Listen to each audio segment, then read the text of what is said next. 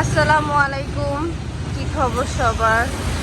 আজকে ভিডিওটা শুরু করতেছি দুপুর থেকে। অ্যাকচুয়ালি এতক্ষণ বিজি ছিলাম, বের হতে পারিনি। তো এখন বের হয়ে পড়লাম। এখন গাড়ি নিয়ে চলো, দুজন বাইক নিয়ে বের হয়ে পড়ছি। আজকে আমার ক্যামেরার ব্যাটারিটা লাগাইতে হবে, কারণ আমার নষ্ট হয়ে গেছে সামহাও, যার জন্য আমার ভিডিও করতে খুব সমস্যা হচ্ছে। তো ফার্স্টে আমরা একটু খুঁজবো কোথায় লাগানো যায় ব্যাটারিটা, কোত্থেকে, দেন আমরা ঘোরা শুরু করবো।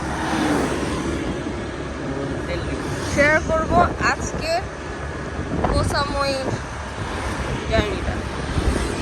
কোহ সামুইতে আসলে আপনারা কি কি কোন কোন জায়গায় যেতে পারেন, কোথায় কোথায় ঘুরতে পারেন। বেসিক্যালি যেহেতু আইল্যান্ড, চারিদিকেই তো সমুদ্র, বিচ রিলেটেডই ঘোরাঘুরি বেশি। আজকে আমরা যাব গ্র্যান্ডফাদার অ্যান্ড গ্র্যান্ডমাদার রক দেখতে। এটা নাকি খুব সুন্দর। তো ফ্রিতে যেগুলো আছে আমি সেগুলোই দেখাবো, পেইডগুলো আমরা যাব না, কারণ অ্যাকচুয়ালি পেইডগুলোতে যে লাভ নেই। তো আগে আমরা বাইকে ফুয়েল নেব, ফুয়েল নেওয়ার জন্য নামা লাগবে না, আমি নেমে যাই। বাইকটা সুন্দর। আমি যেহেতু বাইক চালাতে পারি না, আমাকে যদি এরকম ব্যবস্থা করে দাও তাহলে আমি চালাতে পারবো।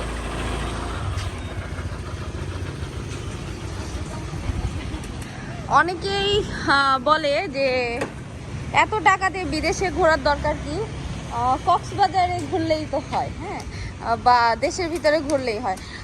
দেখেন, বিদেশে আসলে আপনি একটা ডিফারেন্ট কালচার সম্পর্কে জানতে পারতেছেন, আপনি ডিফারেন্ট জায়গায় দেখতে পারতেছেন, ইভেন আল্লাহর যে এত সুন্দর অপরূপ সৃষ্টি আছে আপনি সেটা জানতে পারতেছেন। শুধু এক কক্সবাজার দেখে চিন্তা করার কোনো কারণ নাই যে আল্লাহ সমুদ্র ওরকম বানাইছে। আল্লাহ সমুদ্র কিন্তু অনেক সুন্দর করছে, অনেকভাবে, অনেক মানে বিভিন্ন দিকে বিভিন্ন রকম করছে। তো এগুলো দেখার জন্য হইলেও আপনাকে দেশের বাইরে আসতে হবে, আল্লাহর অপরূপ সৃষ্টি দেখার জন্য আসতে হবে। আমি তো প্রত্যেকটা দিন প্রত্যেকটা জায়গায় যে ফিল করি যে আল্লাহ এত সুন্দর করে পৃথিবীটাকে ডিজাইন করছে, এত কিছু দিছে আমাদের জন্য যেটা অভাবনীয়। যাক, মানুষের চিন্তা তো বন্ধ করা যাবে না। সো আমরা আমাদের মতো এগিয়ে যাব। মানুষ যা খুশি তা চিন্তা করতেই পারে, তার ব্যক্তি স্বাধীনতা আছে, কিন্তু যারা ওয়েল উইশার তারা অবশ্যই এই জিনিসগুলো ভালোভাবেই দেখে। আর যারা অ্যাকচুয়ালি একটু বেশি থাকে না, কি বলবো, একজন আরেকজনকে নিয়ে গবেষণা করা, তারা এরকমই চিন্তা করবে। সো আমি তাদেরকে না দেখে যারা আমার ওয়েল উইশার তাদের জন্য ভিডিওস করি। তো প্রথম ভিডিও যেদিন দিয়েছিলাম আমি এক্সপেক্ট করিনি যে ভিউ হবে, সেখানে তো এত ভিউ হয়েছে। তো এখন অ্যাকচুয়ালি সেই ইন্সপিরেশন থেকে আমি করতে চাই। বুঝবো? ওকে, এক মিনিট, আমি একটু বাইকে বসে করে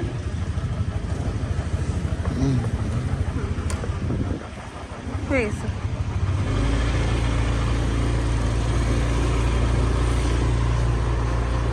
তাহলে আজকের জার্নিটাতে আমি দেখাবো ফ্রির কোন কোন জায়গায় ঘুরলে মজা পাবো। আর পেজগুলো আপনারা গুগলে পেয়ে যাবেন, যে পেজ টুরিস্ট প্লেস কোথায় কোথায় আছে। আমরা এদিকে যাবো, যে গ্র্যান্ডফাদার অ্যান্ড গ্র্যান্ডমাদার রক যেটা না, ওটাতে যাবো। কারণ পেইড বেসিসে এটা যারা আসবে তারা ঘুরতে পারবে, কিন্তু ফ্রির জায়গাগুলো এক্সপ্লোর করাটা একটু ডিফিকাল্ট হয়, কারণ ওগুলা কোনো না কোনো পাহাড়ের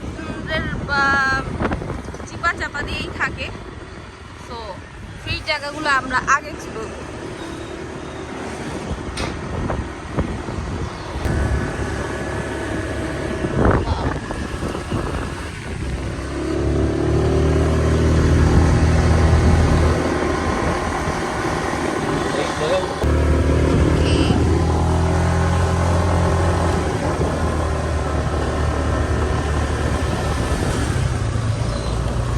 এখানকার প্রত্যেকটা রাস্তাই আসলে খাড়া খাড়া, বাট এই আইল্যান্ডেরগুলো অনেকটা সমতল খাড়া।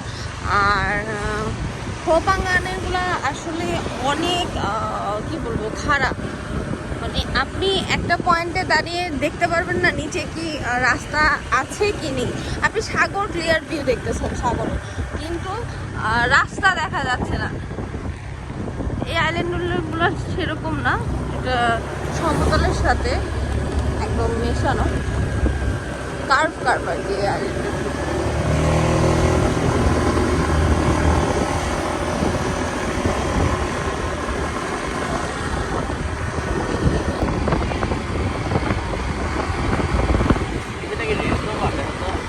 তোমার ফোন বাজতেছে, তুমি চাইলে সাইডে ব্রেক করো।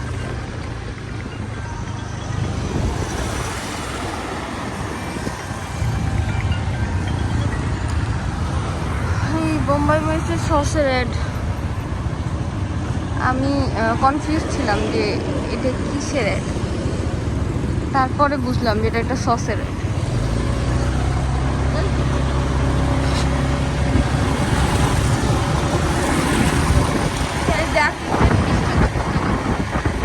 আমি যদি এখানের বাসিন্দা হইতাম, আমি মানে ঘর সাজানোর জন্য সব কিনে নিয়ে যেতাম।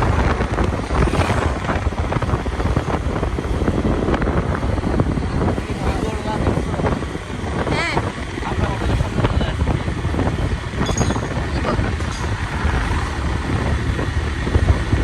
গুগল কি আমাদেরকে এভাবে ধোকা দিল?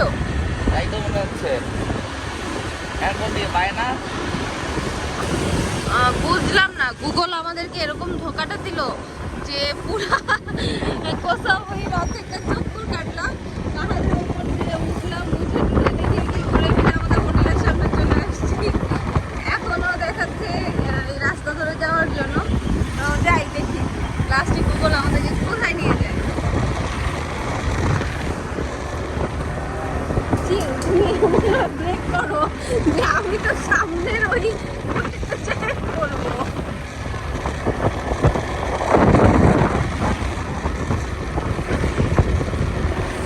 এখানকার মানুষজন আসলে মানে কাপড় যে হাতে ধোয়া যায় এটা জানে না। আর সবচেয়ে আশ্চর্যজনক বিষয় হলো কি যে আপনার আমাদের দেশ থেকে কেউই ওয়ার্ক ভিসায় থাইল্যান্ড আসে না। যেমন মালয়েশিয়াতে আমরা দেখেছি 7-11 কে এই সবগুলো সবেই কিন্তু মোস্ট আর বাঙালিরা কাজ করে। হ্যাঁ, সো ইজি হয় যে কোনো জিনিস কিনতে গেলে। আর বাঙালিরা একটা বাই ডিফল্ট না, তাদের মধ্যে একটা ভালো গুণ আছে যে তারা ইংলিশটা ফ্রিকুয়েন্টলি বলতে না পারুক, সামনের জন কি বলতেছে এটা বুঝাইতে পারে। তো এই জিনিসটা আবার লোকালরা পারে না। যদি বাঙালিরা এখানে ওয়ার্ক ভিসায় আসতো, কাজ করতো, তাহলে যারা আমরা টুরিস্ট আসি আবার ঘুরতে, তাদের অনেকটাই হেল্প হতো। কিন্তু আমি জানি না কেন আসে না। হয়তো মালয়েশিয়ার সাথে আমাদের কারেন্সি ডিফারেন্সটা এত বেশি যে মালয়েশিয়ায় কাজ করলে তারা বেশি ইনকাম করতে পারে, হয়তো এই কারণেই আসে না। দেখি এখন আবার আমার একটু ম্যাপ দেখা লাগবে যে কত দূর। ম্যাপ দেখে আবার ভিডিও স্টার্ট করতে হবে, যেহেতু আজকে আমার গেজেটস একটা, সো আমার প্রচণ্ড প্রবলেম হচ্ছে ভিডিও অ্যান্ড ম্যাপিংয়ের। এটা হচ্ছে সেই grandfather and grandmother rock beach. Actually আইল্যান্ডের এই পার্টটা আমার কাছে খুবই সুন্দর লাগছে, বিকজ পাথর দিয়ে ঘেরা একটা বিচ। এটা তো ম্যানমেড না, হ্যাঁ, সো এটা আল্লাহর অপরূপ সৃষ্টির একটা অংশ। এই জিনিসগুলো দেখার জন্যই না আসলে আসা উচিত। আর অ্যাকচুয়ালি ইঞ্জিনিয়ারিং ব্যাকগ্রাউন্ড হওয়ার কারণে আমরা দুইজনেই খুব এই জিনিসগুলো এক্সপ্লোর করতে পছন্দ করি। এতে আমাদের মেন্টাল হেলথ খুব ভালো থাকে, সো আমরা কাজ করতে পারি, বেশি মনোযোগী হতে পারি নিজের কাজের দিকে। তাই আমরা এই জিনিসগুলো খুব এনজয় করি দুজনে। সবাই বিচে নামতেছে, ওইদিকে পাথর। অ্যাকচুয়ালি ওইদিকে হয়তো সাঁতার কেটে যাওয়া যাবে মনে হচ্ছে। হ্যাঁ, এখানকার সাগরটা না খুব অদ্ভুত। এখানে অল্প জায়গা নামলেই বুক পানি। মানে আপনারা এই যে দেখতেছেন এই পাথরটা, এই পাথর পর্যন্ত যেতে যেতে কিন্তু আমি ডুবে যাব। আমি চাইলেও ওই পর্যন্ত যেতে পারবো না। সো এখানকার সাগরটা হচ্ছে অ্যাকচুয়ালি থাইল্যান্ডের সাগর যতগুলো আমি দেখলাম সবগুলো একটু খাড়া খাড়া। ওকে, এখানে অনেক বড় একটা প্রার্থনা স্থান আছে ওদের বুদ্ধিস্টদের। আমি আমাদের দেশে বৌদ্ধ ধর্ম সম্পর্কে যা দেখছি তা অলমোস্ট হিন্দু সম্প্রদায়ের সাথে ম্যাচিং, বাট এখানে এসে আমি ফিল করলাম টোটালি ডিফারেন্ট। মানে অদ্ভুত ব্যাপার, মানে দুইটা একটা একই রিলিজিয়ন দুইটা কান্ট্রিতে সব একদম চেঞ্জ হয়ে যায়। মানে ওনাদের চিন্তা ভাবনা সব কিছু ডিফারেন্ট অ্যান্ড খুবই মানে খুবই মিশুক প্রকৃতির ব্যক্তি তারা। যদিও ল্যাঙ্গুয়েজ প্রবলেমের কারণে বুঝাইতে পারে না, কিন্তু তাও চেষ্টা করে যে আপনাকে আপনত্ব দেখানোর জন্য। ওকে, সো আমি এখন বিচে নামি, চলো। হ্যাঁ আচ্ছা, এখানে কিছু ফটো তুলে দেবে তো আমাকে? আসো আসো, আমি একটু ফটো সেশন করি তাহলে। এত রোদ যে চোখ খুলে তাকাইতে পারতেছি না। আমরা জাস্ট ওইখান থেকে এখানে আসছি, তাতেই আমার হাঁটু ডুবে গেছে। তাহলে বুঝতেই পারতেছেন যে এখানে আসলে প্রতি মিটারে মিটারে আসলে গভীরতা। এতটুকাই সেই ভয় পেয়ে গেছো? হয় না, প্যান্ট ভিজে যাবে, মোবাইল আছে। ওকে, অনেক ক্লিয়ার দেখো আমাদের বিচের মতো, যেখানে পা দেখা যায়। হাঁটু পানিতে আছি আমরা। এখানে চাইলে একটা ছবি তুলতে পারি। আমি পা উঠালে না আমার পা ভাসতেছে। ওকে,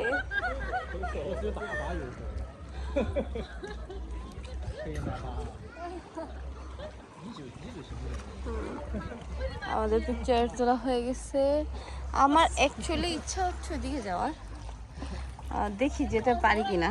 ওদিকে তো ইয়া দিয়ে যেতে পারবো, উপর দিয়ে যেতে পারবো না, পানি দিয়ে যাব। পানি দিয়ে একটা ইয়া পাবো না। পাবো পাবো। পিছলা হইতে পারবো। পিছলা পিছলে তো হবেই, স্বাভাবিক না?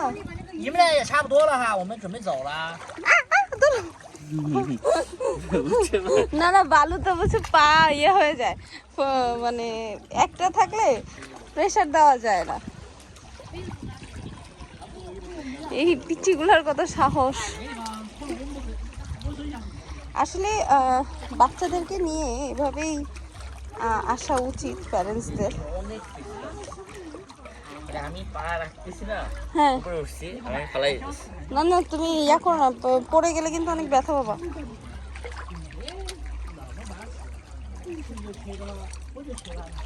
ওয়াও, আমার শামুকটা পছন্দ হয়েছে, কিন্তু আমি উঠাইতে পারবো না। উঠাইতে গেলে আমি পুরো ভিজে যাব। দেখি পা দিয়ে উঠাইতে পারি কিনা। ওকে,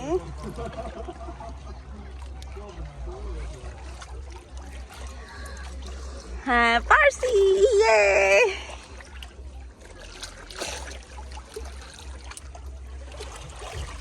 এগুলো তো শামুক লেগে না, এইগুলো কি শামুক? হ্যাঁ, পানির ঘষায় ঘষায়। এটা শামুক না, এটা আরেকটা সামুদ্রিক প্রাণী আছে, এটার নাম কি আমি জানি না। এটার ভিতরের ইয়েটা খেয়ে ফেলে, খায় আর কি। হ্যাঁ, আরো ছোট ছোট হচ্ছে এগুলোর থেকে। কেন? ওয়াও, আমি ওইখান থেকে এই পর্যন্ত আসতে চাই না, কোমর বাড়িতে চলে আসছি। ওটা তো যাবো না। ও, আমি পুরো ভিজলাম এদিকে যাওয়ার জন্য। ওকে, তাহলে আমরা এখানে একটু ছবি তুলি। আমি ছবি তুলে দাও। আমি বারবার ভুল করে আমার ঘড়িটা পানিতে চুবাচ্ছিলাম, মানে ছবি তোলার পোজ দেওয়ার জন্য আমি বারবারই আমার ঘড়িটা মানে পানিতে ইয়ে করতেছি। এখন আমরা একটু উপরের দিকে যাব। তুই কি কাঠবাদাম নিয়ে গবেষণা শুরু করছো?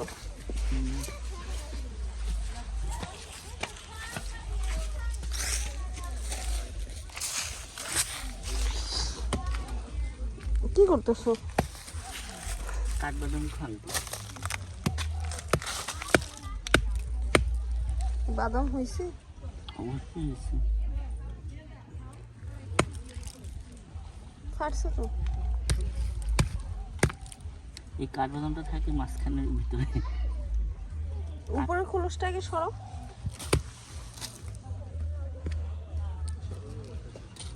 এটা কি খায় মানুষ? কাঁচা এটা আরো তো না আগুনে দিয়ে সিদ্ধ করে পাকায়। 脚很痛啊，不要乱照。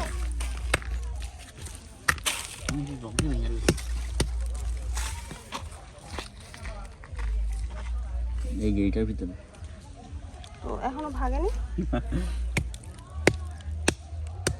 বাবা এই এলো বাদাম। ওই এতটুকু বাদামটা ইস, তুমি ঠিক মতো ভাঙতে পারলে আমার বাদামটা দেখাইতে পারতাম। প্রচন্ড গরম। এটা পাচ্ছি। আচ্ছা ঠিক আছে, তুমি কি এখন ভেঙে দেখাইতে চাচ্ছ সবাইকে? এত দামের বাদাম আমরা কিনে খাই আর এখানে কে নেই? সাগরের পাড়ে গাছ ভর্তি বাদাম হয়ে আছে, খাওয়ার মতো কেউ নেই এখানে। অ্যাকচুয়ালি আমরা যে পার্সিয়ান বিড়ালগুলো পালি এত টাকা দিয়ে কিনি, হ্যাঁ রাস্তায় ঘুরে, মানে এক দেশের রাস্তার জিনিস আরেক দেশের শোভা। বাপ রে, আমার জামাই কত যে কষ্ট করতেছে কাঠবাদামটাকে বের করার জন্য, ধৈর্য আছে তার। ওকে, তুমি সাকসেস হইতে পারছো? আসতো একটা বাদাম। আচ্ছা আসো, তাহলে আমরা এইটাই দেখাই তুমি কি পেয়েছো। এই ওকে, তুমি এখন খেয়ে দেখতে যাচ্ছ? না কাঁচা বাদাম অনেক প্রোটেকশন থাকে। এই হচ্ছে ফুল বাদামের পোস্টমর্টম। তুমি একটা বাদামের জীবন ধ্বংস করে দিলা।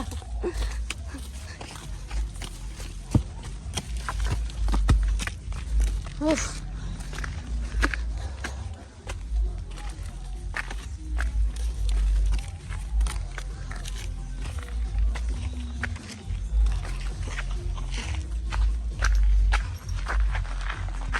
Thank you.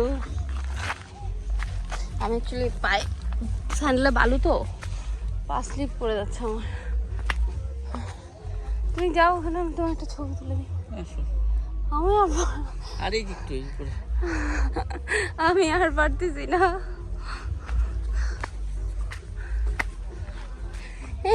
অনেক খারাপ।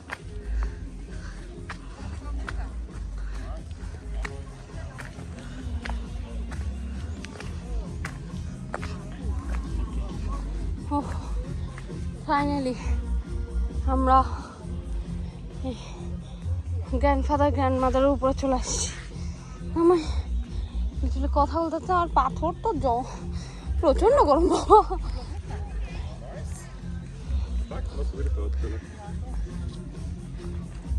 এখন আমরা ওদিকে যাব না?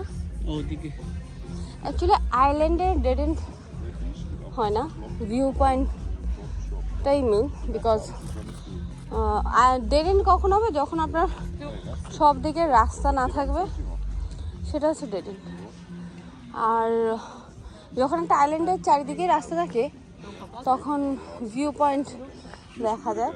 সো আমরা এখন সেই ভিউ পয়েন্টেই প্রায় আমরা 5-6টা ভিউ পয়েন্ট দেখে ফেলছি। এখন দেখি কি ওখানে।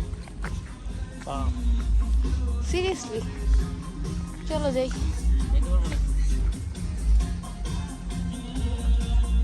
Wow. তো এখানকার ডাবের না টেস্টটা খুবই অদ্ভুত। মানে আল্লাহ যে মানে আর সৃষ্টিটা কিভাবে যে সাজাইছে এটা কখনোই কল্পনা করতে পারবেন না। না আমি নামতেছি, আমি জাস্ট দেখাচ্ছি। এটা কি গ্র্যান্ডফাদার গ্র্যান্ডমাদার, উপরে কি নাতি নাতনি কিছু একটা আছে এই পাথরের রহস্য, যদিও আমি গাইডের থাই ভাষা বুঝতেছি না।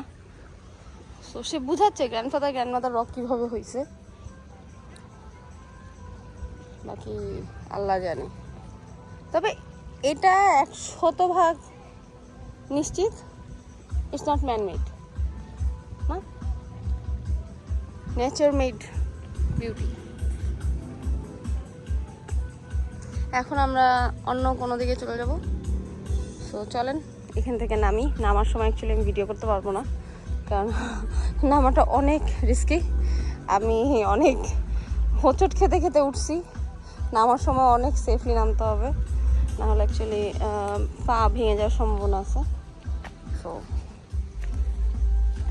নতুন একটা জায়গায় যাওয়ার পরে আবার দেখা হবে।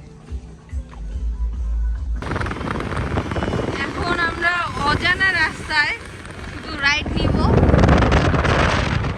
আর যেখানে যে পয়েন্ট পাবো সেটাতে স্টপেজ রাখবো। যেহেতু আমরা আমাদের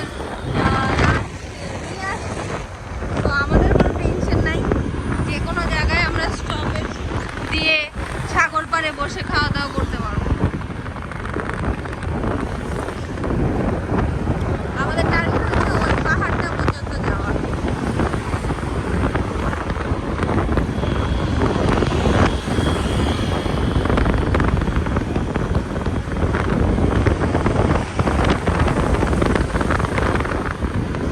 আমি জানি না আমার জামাই কেমন প্রাণী, সে নিজের জন্য একটা কাপড় কেনে না। আমি বিয়ের আগে জানতাম যে সে খুব ঘুরতে পছন্দ করে, সে শপিং করতে পছন্দ করে, নিজের কাপড় চোপড় সে বাইরের থেকেই সবসময় কিনে নিয়ে যেত। কিন্তু আমি বিয়ের পর থেকে যতবার বাইরে আসছি, সে আমাকে এক গাদা কাপড় কিনে দিতে, আমাকে কাপড় নতুন নতুন কাপড় পরে পরে ঘুরাবে, নিজে একটা কাপড় কিনবে না। এর জন্য তার শাশুড়ি আমাকে প্রচণ্ড বকে যে তুই খালি কাপড় চোপড় কিনিস, আর ওর কোনো কাপড় চোপড় কিনিস না কেন। কিন্তু আমি কি করবো, আমি তাকে অনেক জোর করে ঝগড়া করে কাপড় কিনাইতে হয়। তার নাকি কোনো কাপড়ই পছন্দ হয় না, তার শুধু এখন আমার জন্য কাপড় পছন্দ হয়। আর তার মানে কাপড়ের পছন্দটা খুবই ক্রিটিক্যাল। দ্যাটস ওয়াই আমি চাইলেও তাকে হুট করে কিছু পছন্দ করে দিতে পারি না, কারণ তার সেটা পছন্দ হয় না। তো আলটিমেটলি আমি ফেসে যাই আর কি। তো আলহামদুলিল্লাহ, আসলে এরকমও সবাই পায় না, আমি পেয়েছি। কিন্তু তার শাশুড়ির বকাগুলো আর কি আমার খেতে হয়।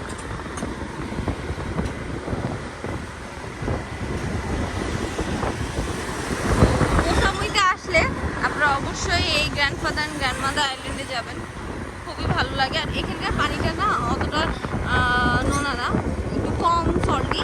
তো নামার পরেও অতটা খারাপ লাগে না। আমি খোবেঙ্গানে যখন নেমেছি পানিতে, আমার আসলে যতটুকু ভিজেছি ওই পোর্শনটা পুরো আঠা আঠা হয়ে গিয়েছিল, মানে সল্টিনেসের কারণে।